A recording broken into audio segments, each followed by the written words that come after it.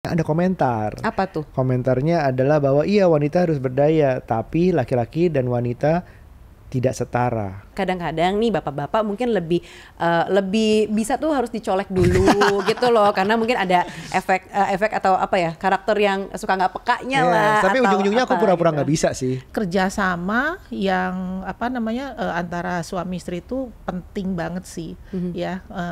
Bukan berarti urusan anak, urusan ibu ya. Wanita kan jago multitasking ya, dan itu kelihatan gitu. Jadi aku nggak bisa. Nah, exactly. Jadi kita sebagai laki-laki itu tercover gitu, karena kadang-kadang yang diurusin banyak, tapi karena perempuan jago multitasking, kadang-kadang diingetin juga gitu.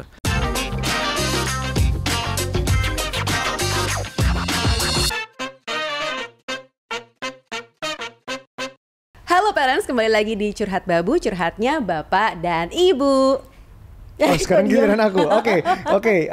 Saya Aryo Pratomo atau Echega Rio sebagai bapak, bukan Pak Min ya. Kalau sering lihat bilang Pak Min, aku ini adalah Bapak Aryo. Silahkan dan Ibu Nucha. Udah seperti biasa ya, kita megang nih di Curhat Babu ini. Iya kita doang. Oke. Tapi episode kali ini spesial banget. Kenapa tuh? Karena kita rekam untuk menyambut Hari Ibu Nasional tanggal 22 Desember. Wow, podcast ini milik Ibu Nucha hari ini. Silakan lead. Waduh, jangan gitu dong.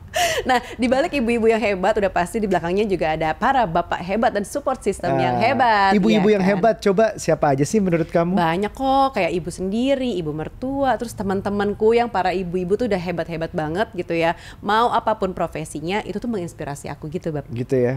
Right. Nah, untuk itu tuh kita sebenarnya mau ngobrol-ngobrol. Di episode yang lalu kita udah suka ngebahas soal alpha female, terus bahas soal empowerment juga. Nah, episode kali ini kita mau ngebahas apa nih? Aduh, aku kemarin ngomongin itu semua, terus kita bahas di podcast yang satu lagi, terus aku taruh soundbitesnya ada komentar. Apa tuh? Komentarnya adalah bahwa iya wanita harus berdaya, tapi laki-laki dan wanita tidak setara. Menurut kamu gimana? Tergantung tingginya sih, setara apa enggak. Sama-sama. Tapi kita duduk, jadi aman aku. Jadi setara ya kita. Apa kita panggil teman-teman kita untuk ngobrol untuk masalah ini? Betul, kita panggilkan teman-teman kita narasumber, seorang bapak, seorang ibu yang juga berkarir, dan kita pengen ngobrol-ngobrol kayak apa sih gender equality menurut mereka. Yuk. Hai parents, di sini juga sudah ada Mas Kertapradana, Director of Partnership and Business Development dari Grab Indonesia. Hai Mas, apa kabar? Baik. Terima kasih, ini senang ada di sini buat Selamat ngobrol-ngobrol. datang. Terima kasih sudah hadir. Dan juga sudah ada bersama kita di sini Mbak Vini Margarina selaku Head of People Operation Grab Indonesia. Selamat datang, Mbak. Terima kasih Mbak, Mas, atas undangannya. Kita mau berguru nih, kita mau belajar sama-sama ya. Semoga teman-teman parents di sini juga bisa ada manfaatnya dari podcast ini. Yes, jadi di episode kali ini kenapa tadi aku bilang spesial, bukan cuma kita ngomongin gender equality, tapi karena narasumber kita ini dari Grab Indonesia, kita bukan ngomongin soal bekerja seperti apa, tapi juga point of view mereka sebagai seorang tua. Gitu. Orang tua, ya. Mulai tanya dulu mungkin perkenalan anaknya, keluarganya seperti apa, anaknya berapa, dan laki-laki apa perempuan. Kayaknya kita yang bisa belajar nih dari Mbak dan Mas di sini nih. Betul, boleh cerita dulu dong Mbak Vini, anak berapa nih? Oke, anak saya 2. Ya, usia Dua-duanya berapa nih? laki-laki. Yang pertama 23 tahun sudah bekerja sebagai auditor, dan yang kedua 21 tahun di semester 8 di salah Laki-laki satu ya perguruan dua-duanya tinggi ya. Oke. di Bandung. Iya, Kalau iya. Mas Dana gimana Mas? Anak saya 2, laki-laki juga dua-duanya. Yang tua atau yang pertama umurnya 13 tahun, nggak terasa. Dan adiknya umur 8 tahun. Oke. Jadi yang nggak terasa tiba-tiba udah 13 sama 8 aja. Cepet ya. Dan disclaimer dulu nih bahwa Mas Dana dan Mbak Vini ini bukan suami istri ya. Beda ya, punya keluarga masing-masing. Tadi makanya usia anaknya beda-beda gitu. Sebelum kita melanjutkan obrolan lebih panjang. Iya. Nah, back to topic nih. Sebenarnya kita ngomongin gender equality tadi gitu ya. Kalau menurut kamu apa sih gender equality? Menurut aku, mau gender equality ini ongoing terms ya, developing terus artinya, karena bisa berarti yang beda-beda karena ada perdebatan terus. Jadi aku ngelihatnya tuh gender equality sekarang itu wanita dan pria itu sama-sama berdaya, sama-sama punya kesempatan untuk memilih, kesempatan yang sama, dan pilihan yang bisa dipilih masing-masing tuh ya berhak gitu untuk milih. Oke. gitu. Kalau menurut kamu gimana? Menurut aku hampir sama sih, karena perempuan laki-laki punya kesempatan yang sama, dan kalau mau mencoba jauh lebih baik gitu ya. Jadi aku punya kesempatan yang sama kayak kayak kamu gitu, kayak dalam pemilihan kita, aku mau menjadi ibu bekerja, mau jadi ibu rumah tangga, atau mau jadi ibu ibu entrepreneur apapun, gitu ya, apapun profesinya. Iya, itu aku dikasih pilihan. Nah, menurut aku, berarti aku juga punya kesempatan yang sama dong. Kamu udah merasa equal belum? So far kayaknya udah. Ya? Oke. Nah kita mau nanya nih, kalau Mbak Vini dan juga Mas Dana, kira-kira gender equality menurut Mbak Vini itu apa sih? Ya, tadi kurang lebih udah disebutkan sama Mas Aryo ya, tapi saya mau tambahkan yang menurut saya mungkin penting disampaikan, bahwa equality tidak berarti itu sama. Ya, karena pada dasarnya perempuan dan laki-laki itu ada perbedaannya, yaitu hamil, menyusui, melahirkan. Betul. Tapi di dalam hal lain, dalam segala aspek, dalam dari pekerjaan, rumah tangga, itu kita bisa, laki-laki dan perempuan bisa setara. Misalnya dalam hal mengenyam pendidikan, tidak ada batasan untuk perempuan dan laki-laki, ataupun juga pekerjaan, mau bidangnya teknologi, mining, back office, itu bisa dilakukan oleh laki-laki dan perempuan. Oke. Menurut Mas, mau menambahkan, Mas Dana? Nah, menurut saya gender equality itu, ini dari kacamata saya sebagai seorang manajer, seorang pekerja, juga sebagai seorang bapak gitu ya. Jadi sebetulnya penting bahwa antara laki-laki dan perempuan tuh setara dalam mendapatkan kesempatan. Jadi kesempatan untuk bekerja, kesempatan dalam mendapatkan exposure kepada pekerjaan atau ke yang lain-lainnya gitu ya, dan kesempatan-kesempatan mendapatkan akses informasi, compensation. Jadi kalau misalnya memang seseorang itu bagus di tempat saya gitu, misalnya dia adalah talenta yang bagus, performance-nya bagus, dia adalah seorang team worker yang bagus gitu ya, dia bekerja sama baik, people leader yang bagus. Seharusnya mendapatkan kesempatan yang sama juga, dan udah kita lakukan juga gitu ya di Grab ya, di mana mereka juga bisa mendapatkan promosi atau mendapatkan award seperti walaupun dia perempuan atau laki-laki tapi tetap sama gitu ya. Dan memang membawa dimensi yang berbeda aja gini kan, antara laki-laki dan perempuan, ujung-ujungnya setara tapi saling melengkapi gitu. Tapi emang setara ya. Aku tuh ngerasa aku tuh punya bos di rumah. Kamu maksudnya? Oh iya. Kadang-kadang. Nah, gimana tuh, setara gitu? Kalau ngomongin di rumah tuh sebenarnya kan lebih ke equality in marriage ya. Di dalam pernikahan tuh kayak apa? Kadang ngomongin gender tuh luas kan.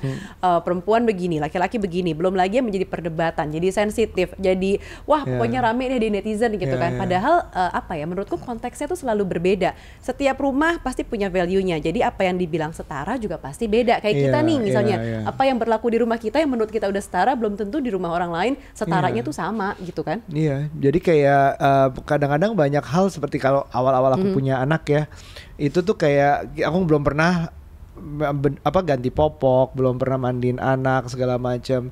Itu aku berusaha ngelakuin, tapi yang lebih tahu udah pasti istriku, Nuca. Jadi kayak ya udah aku diajarin tuh mau diajarin, terus dibenerin, disalahin kebanyakan.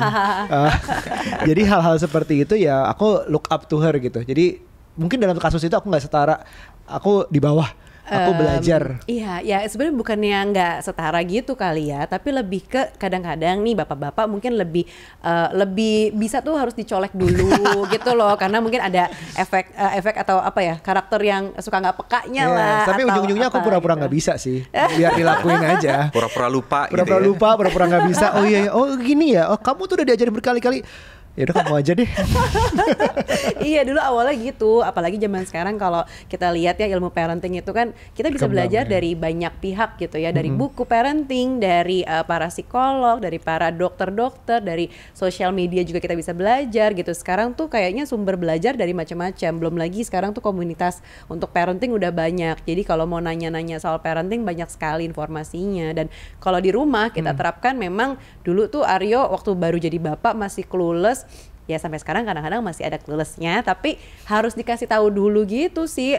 Bab tolongin dong, mesti jemput atau tolong siapin dong, atau PR-nya anak-anak bantuin kerjain dong, kayak gitu-gitu. Jadi tapi perlu dicolek dulu itu, karena mungkin nggak terlalu ada inisiatif, ada tugas anak ya atau apa, perlu dibantu aja, tapi bukan berarti sama sekali nggak mau bantu. Mungkin itu kali ya. Nah kalau menurut Mbak Vini di rumahnya gimana di rumah sih gimana gitu. sih? Oke. Mirip sih kayaknya ya. Jadinya Aryo kan lebih muda dari saya, suami saya pasti juga jadi lebih tua. Jadi sama aja di zamannya itu juga Zamannya sama ya? Oke. sebenarnya gitu ya. Jadi memang kalau dalam perawatan anak pastinya naluri sih perempuan ya, yang lebih jalan naturally gitu ya. Kalau laki-laki ya memang harus diberitahu gitu, dan itu memang pada kebanyakan saya lihat juga seperti itu, dan itu terjadi di rumah tangga saya juga gitu. Sama dulu suami saya juga ngelihat bayi, aduh bisa nggak ya, bisa, dia bilang. Coba digendong gitu dari awalnya takut-takut. Jadi tujuannya adalah, maksud saya kalau saya misalnya lagi bikin sesuatu segala macam, dia bisa nenangin. Kalau emang dia nangis tuh bisa gendong gitu loh. Maksudnya gitu sebenarnya. Jadi mau nggak mau dia juga belajar gitu. Nah terus terlebih waktu setelah anak lebih menjadi besar gitu ya. Nah ini kerjasama yang antara suami istri itu penting banget sih ya. Bukan berarti urusan anak, urusan ibu ya, enggak banget gitu. Jadi saya nganter sekolah berdua sama suami saya.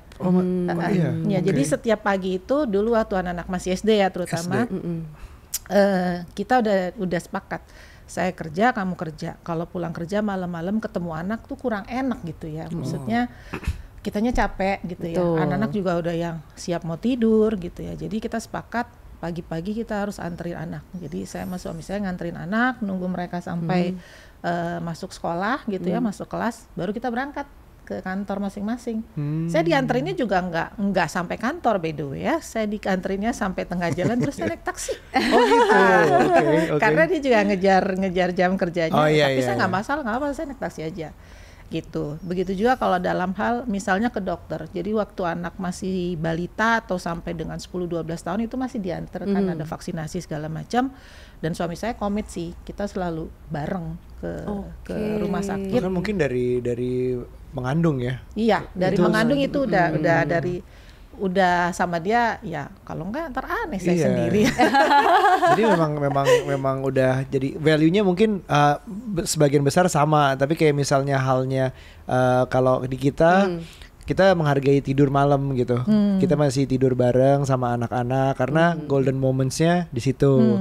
Kalau pagi kadang-kadang dia yang nganterin, kadang-kadang aku, kadang-kadang dua-duanya. Jadi ya, tapi intinya sama, dua-duanya berperan gitu. Suami dan istri harus ada. Kalau Mas ada cerita menarik mungkin di rumahnya? Cerita menarik tuh banyak sih, tapi kalau dari gender equality gitu ya di marriage, saya melihatnya bahwa saya nih alhamdulillah punya istri yang punya visi yang sama. Jadi mungkin berawal dari sana dulu gitu kan, bahwa kita kepengen jadi punya keluarga yang baik, kita kepengen anak kita bisa mencapai takdir terbaiknya, menjadi orang yang baik, berhasil, at the same time juga happy gitu. Nah, dari visi itu baru turun ke sehari-harinya tuh adaptif aja gitu.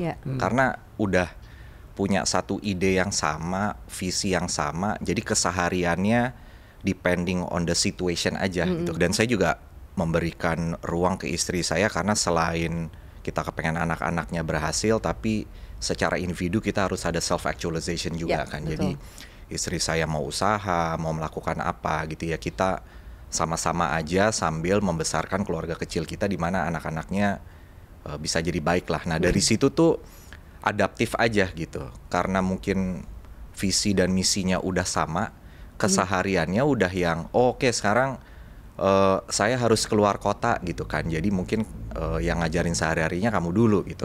On the other hand mungkin ada saat dimana istri saya yang harus keluar meeting gitu kan, jadi saya dulu yang nganterin anaknya. Dan itu sih menurut saya ya, dan saya beruntung di Grab ini mempunyai culture yang cukup mendukung buat kita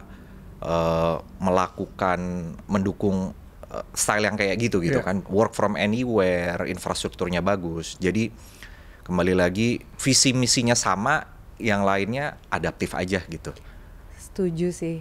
Ngomongin tadi kuncinya dari Mas Dana tuh bilang self actualization. Nah, ini kan sebenarnya setiap orang sebenarnya punya nih dorongan untuk bertumbuh gitu, untuk grow tuh di dalam diri kita tuh ada. Salah satunya memang self actualization ini. Ketika kita udah sadar, kita tuh pengen loh self actualization. Kayak misalnya aku pengen sekolah lagi, aku pengen kerja lagi, aku pengen melakukan hal-hal yang mengeluarkan dari sisi terbaiknya kita. Menurutku tuh ketika punya kesempatan itu tuh kita udah bisa dibilang setara, mau apapun tujuannya ya, mau misalnya S2, mau S3, mau kerja di mana gitu ya. Selama ada kesempatannya dan pasangan mendukung, itu dalam satu rumah menurutku udah cukup setara gitu. Setaranya setara juga nggak mesti yang tadi Mbak Vini bilang harus seimbang gitu ya sama gini. Cuman kan di dalam porsi yang masing-masing gitu, bener nggak? Dan tambahannya adalah tadi Mas istrinya bekerja berarti ya? Ada usaha. Ada usaha ya. Jadi istri ada usaha dan Mbak Vini ada di Grab. Jadi anak-anak laki-laki ini dari kecil sudah melihat ibu yang berdaya, ibu yang berusaha dan ibu yang kerja. Dan itu aku reflect ke aku waktu kecil dulu. Ibuku juga bekerja dari aku kecil. So as far as I know, perempuan tuh bekerja, nggak ada masalah, nggak ada harus di rumah gitu, nggak ada gitu. Jadi begitu mencari pasangan, jadi menentukan Nucha kerja atau enggak, itu jadi otomatis ya terserah dia. Kamu merasanya tuh apa, pilihan kamu tuh apa, nggak harus bekerja, tapi kalau mau ya silahkan gitu. Jadi kayak ini sebenarnya sangat berperan orang tua di mana kita grow up, terus melihat gimana kita memilih pasangan dan nanti akhirnya membesarkan anak kita. Aku suka ngelihatnya di situ juga sih. Nah, lingkungan kantor tuh juga ngebantu gitu. Yang aku tahu tadi Mas sempat singgung sedikit tentang Grab tuh mendukung. Beberapa company di luar sana itu masih ada yang timpang bahwa laki-laki dan perempuan di posisi yang sama gajinya beda, atau kesempatan untuk majunya lebih terhambat, atau networknya dibatasi, atau karena misalnya biasanya zaman dulu ada beberapa company yang mikirnya bahwa kalau perempuan tuh nanti ada cuti hamilnya, nanti nggak produktif kalau kelamaan, belum yang cuti bulanannya yang sebulan sekali terjadi itu. Di Grab tuh kayak gimana sih? Ada yang bisa share nggak? Oke, mungkin saya share ya Mas Dana ya. Ya, jadi kalau di Grab sendiri sangat mendukung untuk seorang karyawan yang sudah berkeluarga terlebih ya, balancing gitu ya. Karena pertama kita flexible hours dan flexible time juga, karena yang dilihat adalah result driven ya. Jadi secara proses terserah mau ngerjainnya kayak apa, tapi yang penting resultnya seperti ini gitu ya. Karena kita bisa bekerja dari mana aja, fleksibel, work from anywhere lah gitu ya. Tapi memang tetap ke kantor harus sih, karena dalam seminggu itu disarankan memang untuk kantor, untuk kita lebih untuk bisa berkolaborasi. Betul. Gitu ya. Iya benar. Tapi untuk dari sisi waktunya diserahkan ke karyawan. Terus kedua cuti tadi. Cuti melahirkan untuk seorang wanita itu 4 bulan, karena rata-rata masih 3 bulan. Kalau sekarang kita berusaha untuk mendekati golden period ya. Mudah-mudahan bisa close to 6 bulan, tapi ini baru 4 bulan. Nah, kita juga melihat bahwa di bulan pertama kita melahirkan itu masa yang paling susah kan. Jadi sangat perlu support dari suami atau ayahnya gitu. Makanya kita memberikan paternity leave-nya 15 hari. Karena kalau menurut peraturan pemerintahnya 3 hari. Betul. Nah, Grab memberikannya 15 hari dengan harapan para suami ini bisa membantu istrinya untuk merawat bayi. Minimal kalau nggak membantu merasakan nemenin begadang, nggak tidur ya. Pesenin Grab food. Benar, itu paling penting ya. Terus kita juga ada Grab Flex itu, jadi ada sejumlah, itu adalah benefit untuk sejumlah dana yang bisa kita yang bisa kita gunakan untuk apapun, baik untuk pendidikan anak, untuk asuransi anak gitu, itu bisa dilakukan. Lalu ada juga untuk cuti ya. Kalau cuti juga kita lebih banyak daripada ketentuan, di mana ini bisa digunakan untuk lebih dipakai oleh keluarganya gitu. Paternity leave tuh bagus banget karena kamu mungkin di Parent Talk sering ngobrol dengan expertnya betapa pentingnya di awal-awal bayi lahir itu. Bahkan kita pernah cerita di podcast kita tentang gimana apa yang dialami ibu sih saat baru melahirkan. Ada yang baby blues, ada yang kecapean, postpartum depression, banyak banget ya. Jadi dengan at least diberikan waktu selain entah baru dia bisa figuring out di rumahnya ngapain gitu daripada ya udah harus masuk lagi secara cepat gitu. Betul. Ini menarik banget ya berarti kebijakan-kebijakan yang ada di Grab Indonesia gitu. Apa kita pindah ke situ? Iya boleh. Grab nggak mau bikin podcast, mungkin kita bikinin. Jadi kalau kita ngomongin tadi ada beberapa maternity leave, paternity leave. Tapi kan kadang-kadang kan ada sesuatu yang kayak darurat gitu. Kayak anaknya ternyata kalau di anak kita ya umurnya maksudnya jatuh di sekolah harus pulang gitu, harus ke emergency room atau UKS lah zaman dulu istilahnya. Nah itu gampang nggak sih, fleksibel nggak sih, apalagi ya kedadakan gitu. Misalnya ada acara sekolah anak gitu kan kadang-kadang suka ada yang dadakan tuh pagi-pagi atau gimana gitu, atau ada kegiatan yang mendadak deh buat keluarga. Kira-kira gimana tuh kalau di kantor? Mas Dana kali yang lebih. Pernah kejadian nggak? Ada kejadian nggak tuh Mas? Pernah banget sih. Jadi waktu itu anak saya ada konser performance, saya lupa.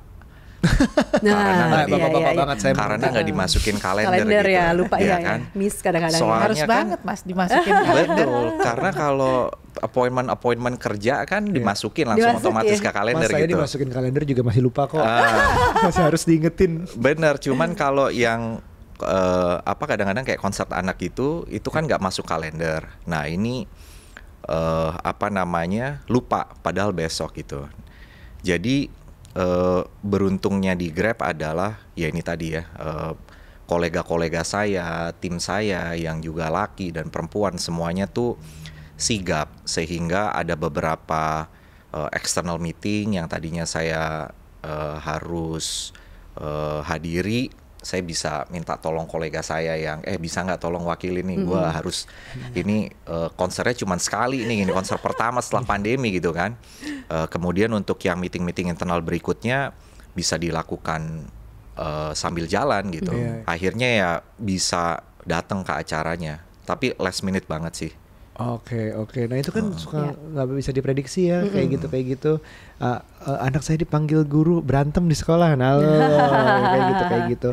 Tapi sebagai employee sendiri, bagian dari Grab Indonesia, kesempatan untuk maju itu ada banget apa enggak, dan juga melihat perempuan itu jumlahnya gimana sih? Apakah banyakan laki-laki, apakah banyakan perempuan? Di Grab saat ini komposisinya masih 40-60 ya, 40-nya perempuan, 60-nya laki-laki gitu. Tapi kesempatan untuk perempuan mendapatkan peluang career growth itu sama. Seperti Mas Dana tadi bilang bahwa kita tidak melihat dari apakah itu pekerjaan laki-laki atau perempuan, tapi dilihat dari performance, karena kita menganut meritocracy gitu ya. Jadi diusahakan tidak akan ada bias dalam hal ini. Jadi sebisa mungkin mulai dari rekrutmen sebenarnya kita tidak pernah menyatakan bahwa pekerjaan ini untuk laki-laki dan perempuan misalnya, tapi siapapun, karena kan dunia kita tuh dunia tech ya. Nah, tech sendiri itu sebenarnya sebelumnya itu lebih identik dengan laki-laki, tapi sekarang udah mulai bergeser, di mana banyak sekali perempuan-perempuan juga yang punya passion ke teknologi.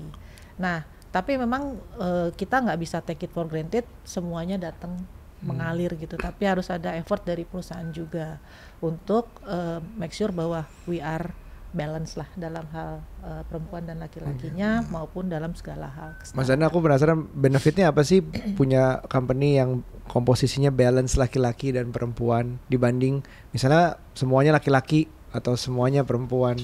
Nah, menariknya nih, sepanjang saya bekerja, komposisi leadership perempuan yang paling besar adalah di Grab ini gitu ya. Saya merasanya lebih cair aja gitu. Beda bekerja di mana laki-laki dan perempuan. Kalau laki-laki semua tuh kayaknya kan testosteron tinggi gitu kan. Siap kali meeting budget saya harus lebih gede daripada budget lo gitu. Kalau mungkin laki-laki itu begitu kan. Tapi kalau sama ada perempuannya ini ya, saya berasanya sekarang manajemen tim kita sangat kompak, sangat solid. Jadi kayak mesin gitu ya, well oiled gitu. Gimana nggak selalu keras, tapi juga ada tarik ulurnya, ada very good chemistry-nya jadi lebih balance aja gitu kan, nggak selalu tegang.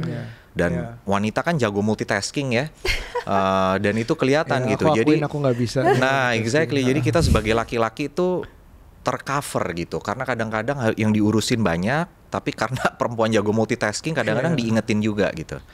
Nah, jadi saya sih berasa sangat lebih enak ya, seru, cair aja gitu, lebih kompak jadi timnya. Ada beberapa mungkin kualitas dari perempuan yang nggak bisa aku lawan gitu. Kalau kita contohnya, aku contoh kecilnya di rumah aja lah ya, dalam hal-hal seperti nurturing anak, ingat anak. Tapi dia bisa ingat anak, bisa ingat kantor juga, bisa ingat kantor, bisa ingat dirinya sendiri juga. Kayaknya banyak banget yang bisa diingat dalam satu hal. Padahal kita ngomongin hal yang sama, maksudnya ya parent talk sama, anaknya anak bareng-bareng, kalendernya share. Tapi masih aja aku kok bisa miss ya, harus diingetin gitu. Untung ingetinnya baik ya. Aduh, saya punya cerita sih untuk dimana peran suami juga membalance, karena saya anak pertama, jadi saya terbiasa sama ayah saya. Kamu anak pertama, jadi kamu harus jadi contoh buat adik-adik kamu. Jadi kompetitif gitu kan. Nah ini nurun kan, karena yang pertama kita duplikat adalah cara orang tua mendidik kita. Nah jadi saya ke anak saya yang pertama awalnya itu compete lah. Dia ranking berapa. Lalu si adik masuk sekolah. Nah itu kan saya harus berbagi nih, berbagi. Saya bingung sendiri, gimana ya caranya ya? Akhirnya suami saya bilang, kamu kalau misalnya ngedrive anak kamu seperti ini, by the time dia harus dia fight gitu ya, dia kecapean nanti. Misalnya di kelas 12 di mana dia harus menentukan dia mau sekolah di mana, itu yang lebih menentukan. Akhirnya saya pikir-pikir, bener juga ya. Karena suami saya biasa hidup dengan yang dia anak ketiga, laki-laki semua, jadi jiwa kompetitifnya kurang kayaknya. Jadi akhirnya balancing. Setelah itu ya udah saya agak lepas, justru anak saya lihat malah perkembangannya jadi lebih baik gitu loh. Jadi dia lebih natural untuk berprestasi tanpa adanya push dari orang tuanya. Jadi kalau di company, baik di company atau di rumah tuh balance tuh penting ya. Dari adanya kombinasi kayak company terkecil adalah keluarga gitu. Suami dan istri, nah itu udah balance. Terus di bentuk besarnya Grab juga balance. Dan akhirnya performnya juga ya itu bagus. Betul, dan balance di sini tuh bukan berarti harus 50% atau sama-sama beratnya sama gitu ya. Tapi at least porsinya tuh ada gitu ya, bukan sama sekali yang jomplang banget atau nggak ada sama sekali gitu ya. Jadi mungkin balance di sini. Terus tadi kita ngomongin equality. Jadi bukan berarti selalu kayak sama persis pembagiannya 1:1, 2:2, belum tentu kayak gitu. Tapi yang pasti ada take part gitu ya. Laki-laki ada partnya, perempuan juga ada partnya. Jadi tadi kayak kata Mas Dana bahwa di ruang kerja tuh lingkungannya jadi lebih enak, lebih cair, karena yang laki-laki tadinya ambi banget, terus tapi ada perempuan juga yang multitasking tapi bisa mengingatkan juga. Jadi kayaknya enak gitu loh flow kerjanya ya kan. Betul. Dan terakhir mungkin aku tambahin gimana ini terjadi, balance ini terjadi juga harus ditambah dengan komunikasinya maksudnya. Jadi antara suami dan istri, antara divisi di kantor, antara atasan bawahan, semuanya kalau komunikasi lancar, balance itu tercapai. Dan untuk kalau komunikasi kita udah sering ya di podcast kita yang lain, mungkin bisa dicek episodenya, siapa tahu akhirnya kita menuju balance yang tadi. Nah, karena episode kali ini ngebahas soal Hari Ibu, pengen tahu juga nih makna ibu di mata Mbak Vini dan Mas Dana. Oke, Mas Dana dulu deh, boleh silakan. Jadi ibu bagi saya itu adalah seseorang yang memberikan saya unconditional love. Jadi terima kasih tuh, karena rasa itu tuh penting buat security saya gitu ya, bahwa saya apapun yang terjadi saya bisa kembali lagi ke ibu saya gitu, bahwa ada suatu tempat di dunia ini di mana saya akan merasa aman, tentram, and everything is okay. Jadi mungkin itu kali ya bagi saya ya. Dan unconditional love, everything is okay whatever happens. Jadi I think that's the biggest thing buat saya untuk seorang ibu gitu ya. Jadi terima kasih ibu-ibu, selamat Hari Ibu. Nah, menurut Mbak Vini gimana? Kalau saya menganggap ibu saya itu sahabat sejati ya, karena tanpa ada prejudice gitu. Jadi apapun, kapanpun kita datang ke beliau, dia selalu terbuka gitu ya. Dan saya banyak belajar dari ibu saya itu untuk mendidik anak-anak dengan memberikan keleluasaan. Karena dari ayah saya udah cukup strict, nah ibu saya membalance, gitu.